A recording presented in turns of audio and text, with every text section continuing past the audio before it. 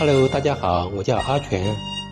我现在的位置在成都的百花坛公园。一进大门就看见这里很多喝茶的，不过在成都这样的情况并不少见，因为成都本来就是个休闲享受安逸的城市。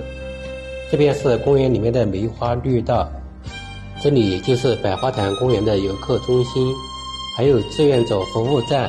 百花坛公园位于成都市区西部的通惠门外，西交河由北而南，浣花溪从西向东，两水在青羊宫东北角处汇合，水势湍急，形成一个波帆互旋、百赛水花的深潭，所以叫百花坛。它是以百花坛为主题的公园，这里面的景点有盆景园、蕾园、汇园、桃花林、杏林、桂花林、梅花林等风景区，形成自己的园林特色。不过这些景区全部在打围重新布置，今年来的不是时候啊，我们只有在外面看一下了。我身边这里有个扶持区，走过这个拱桥，这里有一座假山，这个假山很有特色的，我们看一下。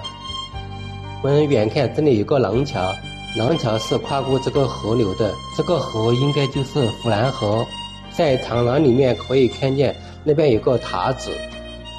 这边下面有个河潭，这个塔子关着门的，里面什么都没有，只是在外面欣赏一下。这个河潭就是百花坛，百花坛的公园就是以它为名的。这儿童乐园，由于现在的小朋友已经开学了，儿童乐园几乎没有人，还有喂鱼的，有对母女在那里喂鱼。我们走中间这个小道，这里有个荷塘，不过现在没有荷花了，只有荷叶。那边有个洞，一会儿我们去看看。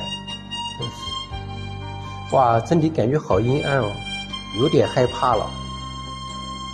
这里有个山洞，这些山洞感觉就像电视剧里打仗时的山洞，这里潮湿阴暗，不过那边有个人也不怕，我们进去看看。这边假山好大，上去拍一下照。这个百花坛公园现在好多景区都关门重新布置，所以没有多少游客，里面的人几乎都是当地的居民出来散步休闲玩耍的。里面的风景还是很不错的，有好多人在拍照。在这个公园里面也会听见蛐蛐的鸟叫声，有一种鸟语花香的感觉。好了，今天的视频就拍到这里，我叫先锋阿全，喜欢我的朋友点赞关注评论收藏转发，谢谢大家，我们下期再见。